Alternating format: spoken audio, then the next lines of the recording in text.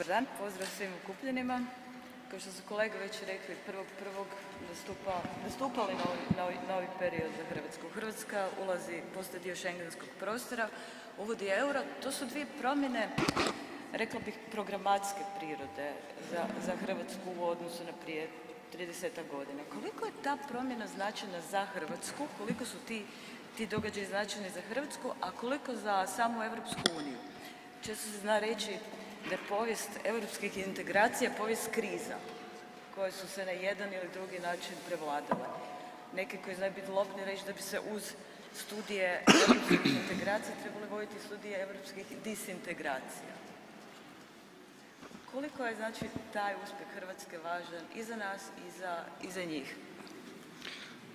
Hvala vam lijepa, Sandra. Evo, dopustite da najprije pozdravim naše organizatore, gospodina Vrdoljaka, gospodina Čobana, naše domaćine, guvernera Vujčića, jednoga od viceguvernera Ćorića, sve vas koji ste ovdje, potpredsjednika Vlade Butkovića i brojne stručnjake, čelnike institucija, različitih javnih poduzeća, medija i naravno različitih državnih institucija. Ja bih ovako počeo. Postoji u procesu upravljanja, a to govorim sada u 7. godini mandata kao predsjednik hrvatske Vlade, jedna bitna razlika. Postoje teme koje želite napraviti, koje su vaš izvorni cilj, planiran, pripremljen, organiziran, sustavno realiziran i brojne druge koje dođu same od sebe da ih niste baš predvidjeli. To govorim zato što smo u ovom svijetu u 20., 21., 22. pa vjerojatno i u 23. manje-više svi govorili nešto u prosincu, onda nam se kroz sljedećih 12 mjeseci događalo toliko nevjerojatnih događaja i pojava na koje niko nije mislio, od pandemije pa do potresa, pa do sada ruske agresije na Ukrajinu. Za Hrvatsku i za našu Vladu Schengen i euro su baš suprotno. Oni su dio onoga što smo planirali, dio našega izbornog programa, programa Vlade, mukotrpnog rada koji je uključivao reforme s jedne strane, a s druge strane izrazito, ali zaista izrazito puno vještine zastupanja nacionalnih interesa da bismo prošli sve filtere, sve etape, sve institucije, da bi baš svi koji trebaju u tim procesima dali svoju privolu. To govorim stoga što kad vrijeme prođe, onda ljudi koji kasnije govore o tim događajima to nekako onako kronološki navedu kao da uvijek to tako trebalo biti, da je sve išlo kao od šale. To naravno s Hrvatskom nije slučaj. Nije slučaj ni u jednoj fazi našega razvoja ovih zadnjih 30 godina. I zato smatram da smo evo u 10. godini članstva namjerno, planirano i zasluženo došli u fazu da budemo jedina zemlja ikad koja će isti dan ući i u šengenski prostor i europodručje. To nije napravio nitko. Bilo je zemalja koje su to u relativno bliskom roku ostvarivale, ali baš isti dan nije uspio nitko. I zato sam ja inzistirao na tome da ovu godinu nazovemo godinom isporuke. Ja sam istina računao da će biti tiskan ovaj World in 2023, ali dobro, ne možemo sad sve isporučiti, nešto moramo za dogodine zbog cijene u eurima.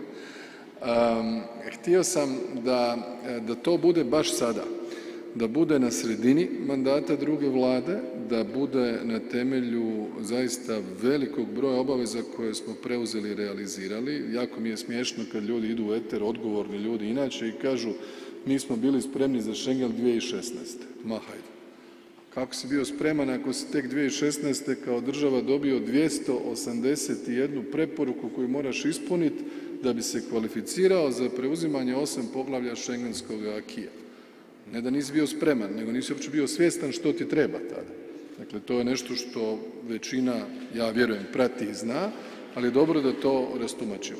Što se tiče eura, danas slušam, to je zasluga svih. Točno, sve je zasluga svih. Da slučajno nismo ušli u euro i Schengen, bio bi kriv Plenković i Vlada HDZ-a. To je okvir, ali to nije ok. Trebamo stvari reći onakvima kakve jesu. Strategija za uvođenje eura je ponovno plod isključivo političke volje naše vlade i to 2017. godine kad smo sjeli, evo tu je Boris, on zna, tada je bila Martina Dalić potpredsjednica vlade, Zdravko je bio ministar financija, ministar Ćorić koji je sada u HNB-u isto bio u vladi tada i mi smo sjeli i rekli ok, tu smo, tad smo bili 4 godine u Europskoj uniji, vrijeme za idući korak. Ajmo zajednički napraviti ozbiljnu strategiju uvođenja eura u Hrvatskoj i ona je napravljena od strane stručnjaka Hrvatske narodne banke i vlade, puštena u javno savjetovanje 2017. u listopadu, nismo bili tu, ali smo bili u Westinu i onda smo 6 mjeseci o tome razgovarali i usvojili je na vladi u svibnju 2018.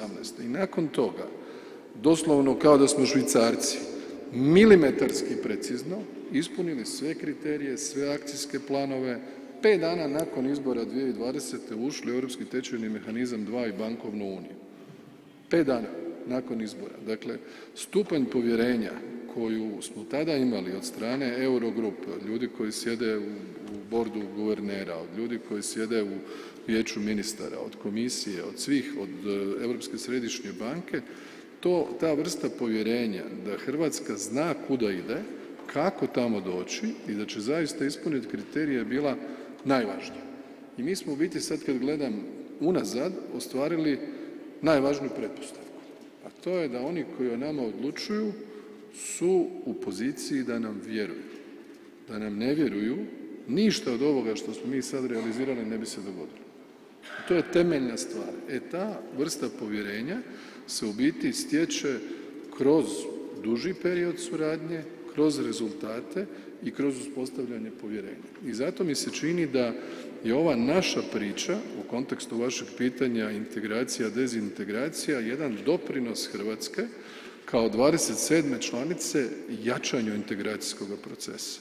Mi s ovim dajemo kredibilitet međunarodnoj snazi eura, dajemo kredibilitet schengenskom prostoru koji je prošao kroz 3 krize zadnjih 10 godina, da vjerojatno svi koji se bave tom temom nisu ni slutili da će im ga poremetiti terorizam, da će im ga poremetiti pandemija COVID-19 i da će im ga poremetiti valovi nezakonitih migracija. Dakle, uprkos takvom ozračju, mi smo to realizirali i u kontekstu svih ovih kriza s kojima smo suočeni. Zato smatram da je ovo u biti jedan u smislu ne samo vanjsko-političkih prioriteta, nego realizacija strateških državnih ciljeva koji će imati transformativni učinak na naše gospodarstvo, koji će imati transformativni učinak i najopipljiviji za naše građane. Ako kunu mijenjaš eurom, to će osjetiti svako. Ako više nemaš nikakvih kontrola kad putuješ unutar Schengena, bilo da ideš autom, vlakom, brodom ili od 26. ožujka avionom, onda se to osjeti. I kako je rekao Ivan, sad smo među 15 najjačih, a prije 30 godina nismo bili subjekt međunarodnog prava, nismo postojali kao akter u međunarodnim odnosima. To je ogroman put i zato je dobro čuti, evo gospodin Čoban koji živi u Srbiji, kad on to prati, njemu je drago, ali isto je poticajno da se i tamo krene nekim reformskim putem pa da se ide ovim ja bih rekao smjerom koji je Hrvatska zacrtala. I to je ono što je dobro. Nekad nije loše da nas neko drugi malo ocijeni jer mi smo dosta ovako samokritični. Spomenuli smo Schengen, to je zadnja velika vijest. Čini mi se da se o Schengenu nikada nije toliko razgovaralo kao u trenu kad je postao disfunkcionalan, kada je prestao postojati. Vrlo često se i kod nas vodi, dobro mi nemamo iskustvo Schengena, moći ću lakše preko granice, ne treba, mogu u Sloveniju bez dokumenata. Međutim, tek kad je Schengen postao disfunkcionalan, onda se vidjelo koliko je tu gubitaka, zapravo koliko Schengen ekonomski znači, ne samo slobodu putovanja. Pa i Europski parlament, ako se ne varam, je računao koliki su gubici nakon ponovnog uvođenja kontrola na granicama, koliko se smanjuje zarada od turizma, nema više onih kratkih putovanja, vikend putovanja, prijevoznici, čekanje na granici, pokvarljiva roba, proizvođači koji koriste princip just in time, odjednom su se našli u situaciji da moraju graditi skladišta. Gubici u izgubljenom vremenu su nekih 5 milijardi eura. To su sve To su podaci koji nisu toliko u javnom prostoru. Schengen nije samo prijeći granicu bez dokumenata. Koji su točno ekonomski benefiti Schengena koje Hrvatska može očekivati? Pa evo, među prvima koji su taj četvrtak popodne čestitali, čini mi se baš ministru Butkoviću, bili su hrvatski prijevoznici. Hrvatski prijevoznici rekli su doslovno hvala Bogu. Ne moram više čekati na satima njihovi ljudi, kamioni i ostali na granici, recimo sa Slovenijom, verificirati papire, imati troškove, gubiti vrijeme, kasniti i tako dalje. Turizam. Hrvatski turizam je 70% autodestinacija. 75% turista koji dolaze u Hrvatsku su svi iz država članica Schengenskog prostora. Pa onda će vrlo vjerojatno Slovenci, Austrijanci, Bavarci, Baden-Württemberđani, Mađari, Česi, Slovaci, Poljaci, Baltičke zemlje, sve su to ljudi koji dolaze kod nas i osjećaju Jadran kao da je njihovo more, pa oni će biti presretni s tim. Svi će biti oduševljeni, a mi ćemo od toga imati financijske koristi nedvojbeno. Sloboda kretanja ljudi kao jedna od 4 temeljne slobode, kad ju dodatno osnažimo sa Schengenom, onda dobija svoju puninu. Ja se sjećam prije 10-ak, 12 godina, kad su počele te prve situacije sa terorističkim napadima unutar EU i kad su krenule kontrole. To su bili doslovno šokovi za Francuze i Talijane da je najedanput na njihovoj granici policija i da je nakon niza godina ih neko pita za dokument. Belgija, Francuska. To su bili šokovi za njih. To je bio, što je? Čovjek se brzo navikne na dobro. A mi u ovom internetsko-komunikacijskom vremenu gdje sve mora biti sad, odmah, u trenutku, jer vidimo komparativno na mobitelu kako je nekome drugome bolje, nemaju niko više ni minute strpljenja. Svi hoće sve odmah. Zato mi se čini da je uloga države da u biti eliminira sve moguće barijere i prepreke. Ova eliminacija barijera u smislu da mi dolazimo i u schengenski prostor je nešto što će jako koristiti hrvatskim građanima i baš svima koji dođu u Hrvatsku, a ekonomski učinci će se vidjeti već iduće turističke sezone. Slovenija neće uvoditi privremene mjere na granici. Da, postoji taj članak 9 šengenskoga graničnog zakonika, Schengen Border Code, gdje svaka zemlja ukoliko procijeni da ima problem, ne znam, sa migracijama, može stavljati dodatne kontrole na svoje granice. Na 6 mjeseci, ako dogodilo se, dobro obrazloži. Mora dobro obrazložiti, ali moramo malo odvrtiti film nazad da vidimo kako se to dogodilo. U vremenu Wir schaffen das, Njemci su stavili te kontrole prema Austriji, Austrijanci su bili jako nesretni zbog toga, pa su onda oni to stavili prema Sloveniji. Pa onda Slovenija ako vidi da ima neki problem kroz provedbu Schengena, teoretski to može staviti prema nama. Ali sada je na nama, kao zemlji koja ima jednu od najdužih vanjskih granica Europske unije, mi i Finci imamo najdužu vanjsku granicu Europske unije, preko 1350 km, da svoje raspoložive snage, a to su snage hrvatske policije koje danas kontroliraju granicu između Hrvatske i Mađarske, kontroliraju granicu između Hrvatske i Slovenije, preraspodijelimo na one granice koje sada postoje ne samo vanjske granice Europske unije, nego i schengenske granice, znači prema Srbiji, prema Bosni i Hercegovini, prema Crnoj Gori. Ja ću još jedan put podsjetiti hrvatsku javnost. Mi smo napravili politički odabir da ne gradimo zidove, da ne gradimo ograde, da ne gradimo žice i da na taj način ne šaljemo jednu poruku zatvaranja ni prema Srbiji, ni prema Bosni i Hercegovini, ni prema Crnoj Gori. To je bio naš odabir, namjeran odabir. Naravno da je gotovo nevjerojatno da Hrvatska stavi, šta ja znam, žicu prema Bosni i Hercegovini. Kako ćemo se mi tu odijeliti? Kako ćemo mi kreirati dobre odnose sa zemljom koja je upućena na nas i mi na nju i još su pritom Hrvati konstitutivan narod. Dakle, mi to nismo htjeli. To bi možda bilo lagano pragmatično rješenje, ali mi to nismo htjeli. Nego smo napravili što? Uložili stotine milijuna eura iz različitih fondova specifičnih za područje čuvanja granice što naših, što europskih, kako bismo tehnološki digli kapacitete i pomogli više od 6.000 hrvatskih policajaca da kontroliraju granicu. To je ono što je jako važno i zato mislim da smo s te strane poslali bitne političke poruke. S druge strane, Mađarska ne miče granicu između dvije šengenske granice, ne miče žicu između dvije šengenske države. Mađarska. Pa Mađarska ima malo tvrđi stav prema nezakonitim migracijama, to ste vidjeli još i u onoj krizi 2015. i 2016. ali ništa to nije pomoglo Austriji u varijanti ako je primjerice Srbija imala poprilično fleksibilan vizni režim, pa dio ljudi dođe u Srbiju iz različitih dijelova svijeta, sleti kao turist, a odlazi zelenom granicom u Mađarsku, završi u Austriji i tamo, kao što nam je rekao kancelar Nehammer, dođe u situaciju da ima 100.000 tražitelja azila, a 75.000 od tih 100 ne zna kako je završilo u Austriji, odnosno ne zna se kako je završilo jer nigdje nije registrirano da su negdje ušli. Dakle, šta je poanta? Ljudi koji su plaćeni od onih koji imaju nesreću da se odlučuju na takve nezakonite migracije, a to su krijumčari, uvijek nađu neki put, nađu neki način i nažalost u tim procesima uvijek puno onih koji žude za slobodom i prosperitetom i nastrada. Još je u Americi izreka za svaku ogradu od 5 metara postojalo i ljestve od 6 metara. Ograda se može. Vratimo se malo na euro, već ste ga spomenuli. Kao i kod ovih drugih integracijskih procesa, koliko je bitan sam proces? Uvođenje eura prvi bit će završetak jednog dugog puta, ali kao kod pregovora za EU, kao kod Schengena, koliko je važan transformacijski moment tih pregovora?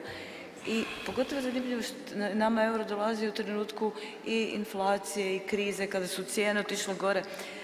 Ljudi se opravdano ili neopravdano boje, vide iskustva nekih drugih država prilikom uvođenja eura, zaokruživanja na više, dizanja cijene. Koliko građani mogu biti mirni u ovom trenu, odnosno za 3 tjedna? Što se tiče tog procesa koji je sam po sebi bitan dok dođemo do eura, ja mislim da je on jako važan jer smo mi tu temu učinili temom koja je bila prisutna u javnosti doslovno 5 godina. Mi smo sada u finišu jedne komunikacijske kampanje gdje ste vidjeli da su održani događaji diljem Hrvatske, da je postojao bus, da je postojala izložba, da postoji web stranica, da postoji kampanja u medijima, bilo elektronskim, bilo tiskanjima, gdje smo nastojali senzibilizirati sve građane s onim što euro donosi. Poslali smo svakome na kućnu adresu jednu malu brošuru koja de facto objašnjava što je euro i zašto ga uvodimo i koje će biti koristi. Moj je dojam da smo u tom procesu bili zaista transparentni. Ja sam, kao što se sjećate, prije 6,5 godina samo inicijativno pokrenuo jednu metodu suradnje između Vlade i Sabora koja nigdje nije propisana. Ja sam osjetio da nedostaje i da nam je potrebna. To je da nakon svakog Europskog vijeća idem pred zastupnike u Hrvatskom saboru i razgovaramo o tome o čemu se u biti odlučuje za Hrvatsku važno na razini Europskog vijeća. Jer realno sve što se tamo odlučuje ima direktan ili indirektan efekt na naš život. Mnoge od tih rasprava na kraju su se ili bavile koliko smo dobri u korištenju fondova, tu je državni tajnik Erlić, ili kako i zašto uvodimo euro. Dakle, i danas je evo između ostaloga u Hrvatskom saboru, čini mi se da su 2 zakona koja su vezana još za prilagodbu i uvođenje eura. Mi smo napravili veliki zakonodavni proces prilagodbe, mislim da je to jako važno, ali na zadnjem sastanku Vijeća za euro koje smo vodili, ja bih rekao vrlo transparentno, gotovo uvijek sa onim uvodnim izlaganjima bilo guvernera, mene ili ministra financija otvoreno za javnost, tako da je javnost mogla u potpunosti vidjeti u vrlo sustavnom periodičnom razdoblju kako napredujemo, onome što su tada bile teme. I mi smo tu i do Europskog tečajnog mehanizma 2, ali i nakon ispunili akcijski plan točno u milimetar i na vrijeme. Ono što je sada posebno bitno je velika logistička operacija. Mi kad smo slušali izvješća Hrvatske pošte, FINA-e, hrvatskih banaka, koliko je tu uloženo u prilagodbu tehnološku, digitalnu. Znate, sad u procesu uvođenja eura ja samo čekam da na nekom bankomatu u nekoj općini slučajno usfali eura. Što se može dogoditi? Ako se to dogodi, bit ćemo mi krivi da tamo neko nije dostavio eure, ali to je tih prvih 2 tjedna kad ćemo koristiti kunu i euro, ja pozivam sve na malo tolerancije i fleksibilnosti, da se uhodamo. Ovo je zahtjevna operacija, hrvatske euro kovanice su već u milijunima iskovane, bili smo to posjetiti prije koliko, Boris, 5 mjeseci čini mi se. Novčanice su naručene i došle i distribuiraju se, tako da smo sad u ovoj fazi logističke završne pripreme koja će, ja mislim, dobro završiti, a što se tiče ekonomske koristi, ja mislim da je ona jasna. Naši građani znaju da je tečaj fiksiran u srpnju, da ističemo cijene i u eurima i u kunama od 5. rujna, da će one biti istaknute cijelu 2023. godinu, da postoje udruge za zaštitu potrošača, da postoji nadzor Ministarstva gospodarstva i svi oni koji će pokušati nešto loviti u mutnom ne bi trebali naići na odobravanje nikoga od tih ljudi, dapače, trebaju biti blacklisted. Ono što istina je malo otegotna okolnost što se ovo događa u vremenu inflatornih pritisaka, ali ne vezanih od zamjene kune eurom, nego se događaju zbog globalne situacije i ruske agresije na Ukrajinu, pa onda posljedično energetske i prehrambene krize. Međutim, procjene za iduću godinu je da će ova inflacija koja će ove godine biti oko 10% na godišnjoj razini se smanjiti na oko 6% otprilike i da će se sve to stabilizirati, a možda i neki od ovih pitanja koje smo vidjeli u uvodnoj prezentaciji u smislu smirivanja situacije na ratištu tome i pripomognu. Govorite o uvođenju kriznog poreza na ekstra profit. Koliko je on fair, odnosno ne fair prema kompanijama, prema tvrtkama koje nemaju izravne veze s ovim nestabilnostima i s ovom situacijom? Ne koriste se njome. Pa što se tiče tog poreza, on je jutros u raspravi u Hrvatskom saboru, dakle tu su stvari što se tiče vlade vrlo jasne i ja ću tu biti sasvim otvoren. Ima aktera na našem tržištu koji su svojom politikom cijena, a da nisu trebali, u smislu da im inputi nisu narasli, pridonijeli rastu inflacije. To je činjenica. To mi svi znamo. Ne možemo mi stajati kao da ne vidimo i zatvorenih očiju s povezom da ako mi smanjujemo stopu PDV-a s 25 na 13, sa 13 na 5 ili čak na 0, da najedanput neki proizvodi uprkos i unatoč tome na policama koštaju nenormalno više. Onda znači da neko koristi tu situaciju na način da sebi stekne profit, dobit, što ja mogu razumjeti, živimo u kapitalizmu, to je sve ok, ali ne baš na način da onda taj koji zarađuje je fajn ako mu se limitiraju cijene energenata, struje i plina, to je dobro, a onda država mora doći i reći ok, imamo jako puno ljudi u Hrvatskoj koji žive na rubu siromaštva, koji će, ako im ne osiguramo adekvatan energetski paket, pomoći za kućni proračun, a to je da u Hrvatskoj danas svi plaćaju jednaku cijenu struje kao i prije krize, jednaku cijenu plina kao i prije krize, da im je obični benzin i dizel 2 kune jeftiniji nego što je bio na tržišnoj razini i plavi dizel, pa nije se to dogodilo tako što je to eto po duhu svetome, nego je vlada adekvatno reagirala, a taj paket reakcije koji je vrijedan 26 milijardi kuna, negdje ta sredstva se moraju namaknuti. Ko će ih namaknuti? Namaknut će ih država. Prema tome, ono što mi s ovim porezom hoćemo, on je u biti jedan, ja bih rekao, više doprinos solidarnosti, onih koji imaju najviše. Mi ovdje smo vrlo pažljivo razmišljali ovdje. Dakle, ciljna skupina je u biti 200 najsnažnijih, najjačih ekonomskih subjekata u Hrvatskoj. I dobro je da ih imamo. Prihodi od tog poreza do zadnjeg centa će redistributivnom snagom države završiti kod onih koji su najranjiviji i najugroženiji u hrvatskom društvu. Jesu li to ljudi koji su na rubu siromaštva pa prime određene naknade, jesu li to naši umirovljenici koji onako teško žive, upravo oni, znači pomoći ćemo njima. Ne radimo mi to zato da bi neka velika i skupa država dobila još 1,5 milijardu ili 2 milijarde kuna. Ne. Radimo da osiguramo jedan prostor fiskalni koji ćemo iskoristiti za daljnje pakete pomoći onima koja je ona najpotrebnija. I ja mislim da je to dobro i pravedno i ispravno. Svako društvo u ovako velikoj krizi mora na jedan jasno manifestirajući način primijeniti kršćansko načelo solidarnosti. A to je da onaj koji ima više u krizi da onome koji ima manje.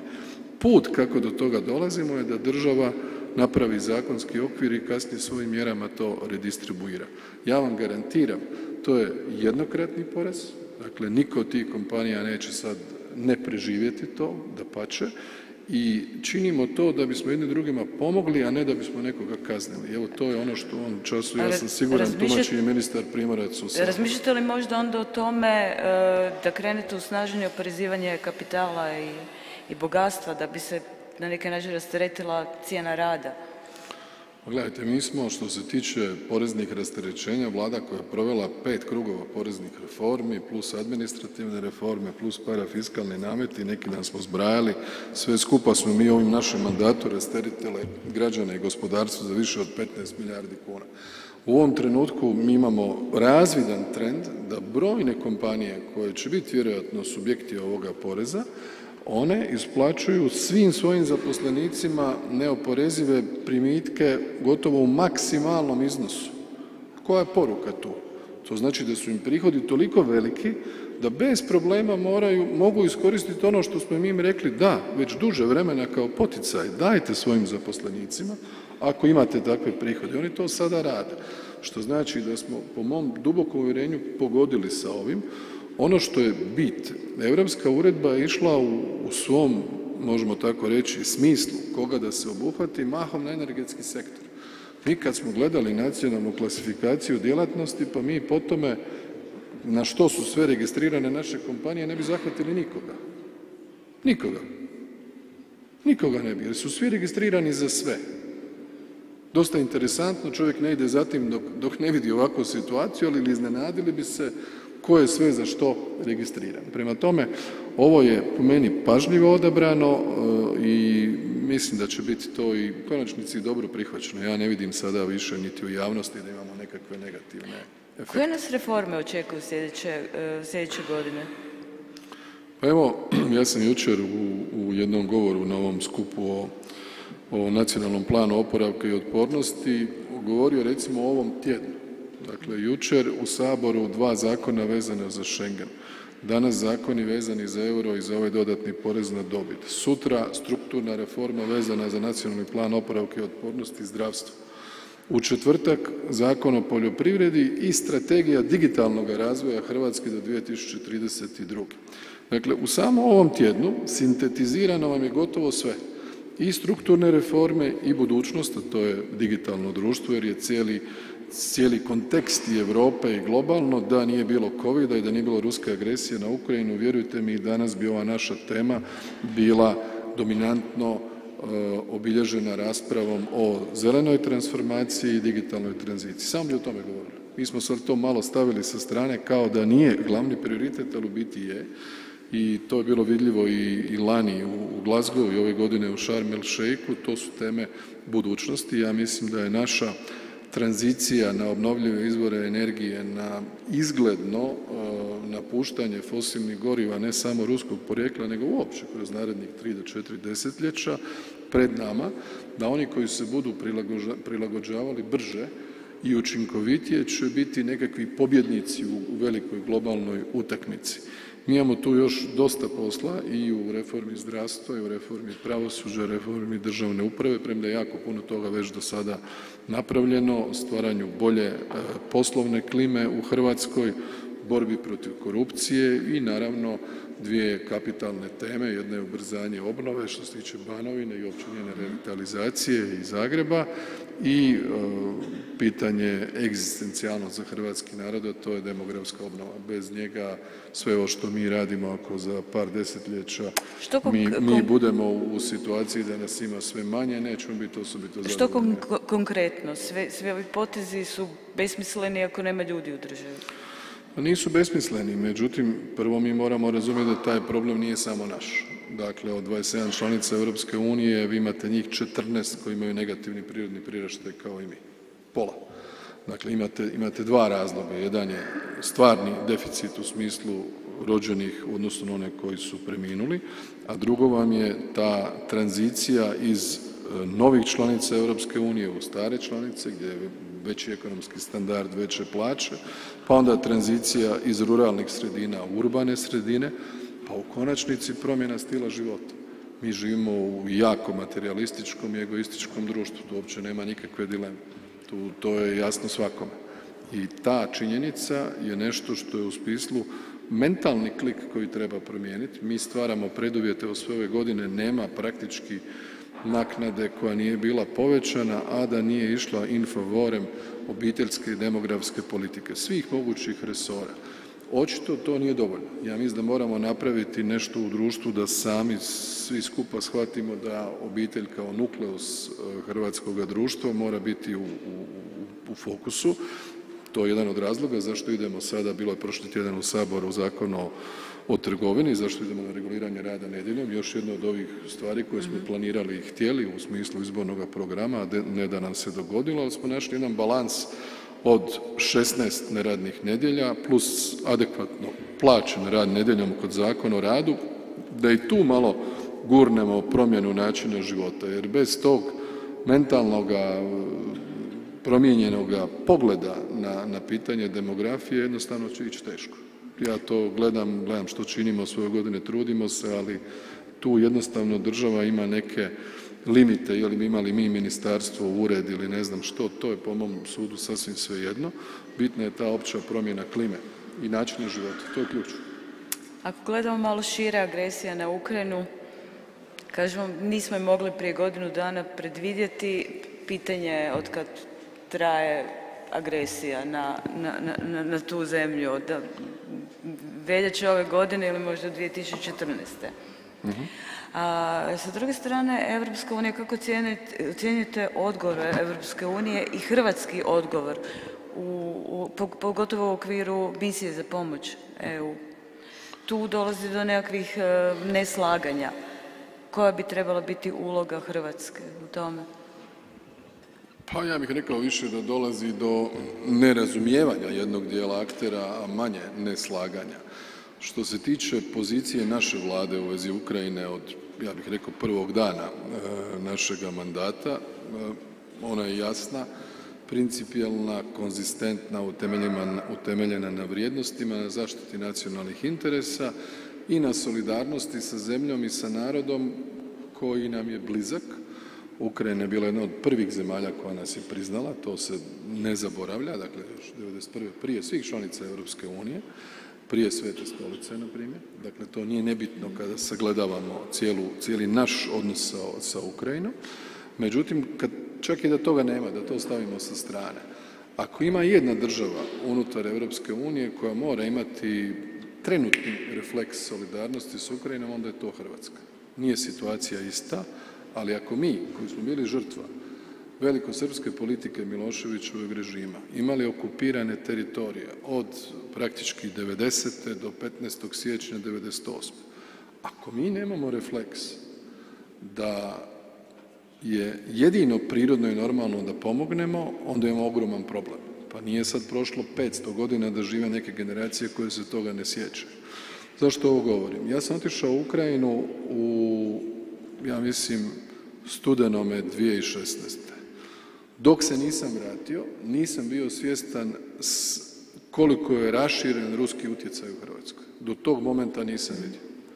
Tek kad sam se vratio sam shvatio koliko je kapilarno raširen u politici, u gospodarstvu, u kulturi, u medijima, u akademskoj zajednici. Što je legitimno, svako radi na tome da širi svoj utjecaj, ali baš da je toliki, moram priznati, to nisam vidio. Dakle, to je prva teza koja je utemeljena 300% u empiriji jer sam pratio što se događa.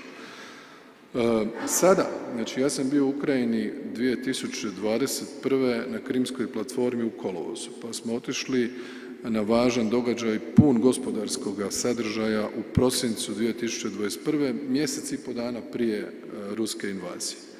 I ja sam tada, budući da sam često dolazio u Kijev kao raniji šef delegacije Europskog parlamenta za Ukrajinu, prvi put osjetio doslovno u zraku nevjerojatno iščekivanje, zabrinutost i nervozu svih sugovornika što će se dogoditi. Dakle, to je bilo 2 mjeseca prije agresije. Nakon što se ona dogodila, reakcija Hrvatske i Europske unije, barem što se tiče vlade, pomoć, znači prvo, politička, diplomatska, ekonomska, financijska, tehnička, humanitarna i vojna. Ova tema danas EU misije vojne pomoći, znači to sam rekao jučer na ovome dnevniku. Dakle, mi smo Ukrajini vojno dali recimo do sada ovoliko, samo ne govorim o tome svaki dan, ovoliko smo dali. I sad u odnosu na ovo što smo već dali odlukama vlade, govorimo o oružju i opremi, da ne mislite da govorimo, ne znam, o uniformama samo, participacija u vojnoj misiji EU je ovolika. Dakle, mi sad se sporimo u Saboru oko ovoga, a dali smo ovo. Znači, to je prva nelogična stvar. Drugo, sadržaj našeg doprinosa misiji vojne pomoći Ukrajini od strane Europske unije nije izmislio taj sadržaj HDZ, nije ga izmislila Vlada, nije ga izmislila parlamentarna većina. Ko ga je izmislio? Pa onaj ko se razumije u potrebe u takvim misijama, Hrvatska vojska, glavni stožer Oružanih snaga Republike Hrvatske.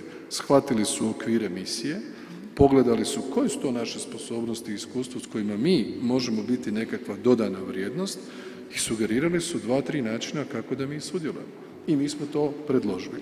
A što se tiče procedure, ustavne osnove, zakonske osnove, identična, ista, traženje prethodne suglasnosti, sve je isto kao prije.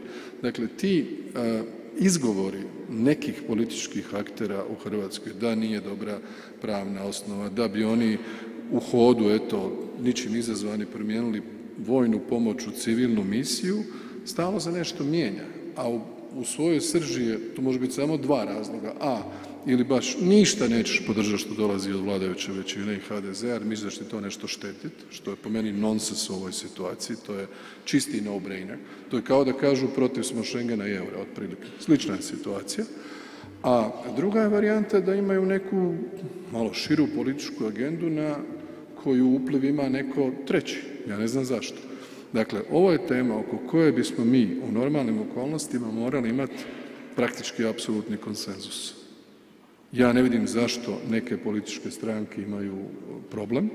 Mi smo u procesu konzultacije, razgovaramo, ja ih i danas pozivam da se priključe ovoj inicijativi, da je podrže i da na taj način potvrde da je Hrvatska tu razumna i da je na ispravnoj strani onoga što treba napraviti. Dakle, teret odgovornosti za 101 glas nije na većini. Teret odgovornosti je na onima koji dvoje. Tu sam sasvim jasan. Dakle, što se nas tiče, mi smo čvrsti, principijelni, pomažemo, pomoći ćemo, htjeli bismo i na ovaj način. Nikakvo dovođenje rata u Hrvatsku to nije. Prema tome, naša pozicija je tu sasvim racionalna, razumna i konzistentna. Nema nikakvoga hira ili čudnovatog stajališta. Nestabilnosti se jako lako kapilarno šire. Koliko je regija Zapadnog Balkana ugrožena? Što, koliko? Regija Zapadnog Balkana ugrožena od nestabilnosti, nalazi se u jednom vakuumu već neko duže vrijeme sa nenapredovanjem prema članstvu EU i taj vakuum daje prostora trećim stranama da ispune svojim sadržajem. Da. Pa mislim, ono što je očito, dakle, nema važnijeg sigurnosnog pitanja u svijetu od trenutne situacije u Ukrajini i ruske agresije na Ukrajinu. To je pitanje broj 1. Ako oko tog pitanja je teško zauzeti stav, onda je to problem onoga ko zauzima ili ne zauzima stav. Dakle, to je prva opaska. Što se tiče regije jugoistoka Europe, Zapadnog Balkana, mi smo bili u Tirani na samitu EU Zapadni Balkan prije točno tjedan dana. Evo, danas je to bilo u utorak. Kakva je atmosfera? Pa atmosfera je takva da stvari se ipak kreću na bolje. Dakle, Srbija i Crna Gora su već poodmakle u pregovorima. Konačno se krenulo sa pristupnim pregovorima sa Sjevernom Makedonijom i sa Albanijom. Bosna i Hercegovina bi i na temelju našeg zalaganja trebala preksutra, doslovno u četvrtak, dobiti status kandidata. Kosovo će podnijeti zahtjev za članstvo u Europskoj uniji vrlo vjerojatno ovoga tjedna ako se nešto nepredviđeno ne dogodi. Zašto se to događa? Dakle, mi smo kao EU konačno prihvatili hrvatski zagovor i tezu da se moramo redovitije sastajati. Mi smo imali jedan vakuum, sjećate se onog samita EU Zapadni Balkan kad ni Hrvatska još nije bila u članstvu, to je bilo 2000. Širak je bio, francuski predsjednik Mesić je bio, tako je to bilo u Zagrebu, bilo je tu puno nerazumijevanja, puno prosvjeda, bilo je govora da idemo kao guske u maglu u neku Jugoslaviju, a gle čuda, nismo, nego smo u Europskoj uniji, u euru, u Schengenu, razvijamo se, imamo 25 milijardi eura na raspolaganju i pomažemo susjedima da idu istim putem. Nakon Soluna 2003. do Sofije 2018. prošlo je 15 godina da nije bilo fizičkog sastanka, kao što smo mi sad ovdje u ovoj prekrasnoj auli, između lidera EU i zemalja regije. 15 godina. Znate što znači 15 godina? Ja se stalno šalim na tim sastancima, ja kažem da nije Mile Đukanovića, ne bi se osim mene niko sjećao ničega što je bilo 2000. Ja sam tad bio diplomat koji je to organizirao, a Milo je već bio tad iskusan jedno 10-15 godina na funkciji dužnosnik. Tako da se on uvijek tome smije, ali on jedini ima osobnu institucionalnu memoriju što se dogodilo. Svi ostali su se promijenili, nema više nikoga iz tog vremena. Sve su neki drugi ljudi. I zato je jako važno vidjeti to kroz perspektivu. Moje mišljenje da našem susjedstvu treba stabilnost, treba čvrsto sidro i magnet koji vuče prema Europi i prema reformama. Sve što je u suprotnom smjeru će učiniti socijalno-ekonomsku situaciju lošijom, po mogućnosti će dovesti do nekih destabilizacija, nefunkcionalnosti, blokada parlamenata, nemogućnosti provođenja reformi. Tu je stvar dosta jasna. Proces europske integracije za zemlje koje imaju problem sa stabilnošću je u biti jedino rješenje. Sve ostalo može ići ka nekakvom skretanju sa tračnica koji vode na bolje. Danas ste ovdje, niste otišli u Katar. Pa ne mogu ići baš na svaku utakmicu. Ali to ne znači da nismo srcem uz igrače. Tu smo, evo išao je predsjednik Hrvatskog sabora, u ime vlade išao je i ministar vanjskih poslova. Tako da smo malo podijelili taj navijački suport. Koliko je naša reprezentacija važna za brendiranje Hrvatske? Važnija od bilo kog drugog. Da? Pa mislim, ove brojke gledanosti utakmica gdje vam neku utakmicu gleda 2-3 milijarde ljudi, vjerojatno će tako biti večeras s Argentinom, znači gleda vas cijeli svijet. Što je Macron rekao kad ste zajedno gledali utakmicu u Španjolskoj? Macron? Aha. Pa on bi htio da ponovimo finale iz Rusije, što se njega tiče. Što se nas tiče isto bi bilo ok, ali ako pobjede naši već doći među 4 je čudo. A drugi put zaredom doći u finale, to je zaista nevjerojatno. Imamo briljantnu generaciju, dečki igraju sjajno, svi smo oduševljeni, a što se tiče promocije zemlje, svi se trude, svi nešto činimo da promoviramo Hrvatsku, ali ovo je takav mega publicitet koji se ne zaboravlja, ovo ostaje generacijama i ti naši dresovi koji su tako upečatljivi, oni su najvidljiviji od svih, ja ne znam čiji je dres tako pamtljiv osim našega. To je promocija kako ne može se to platiti. Jel? Ok, hvala. Hvala vama.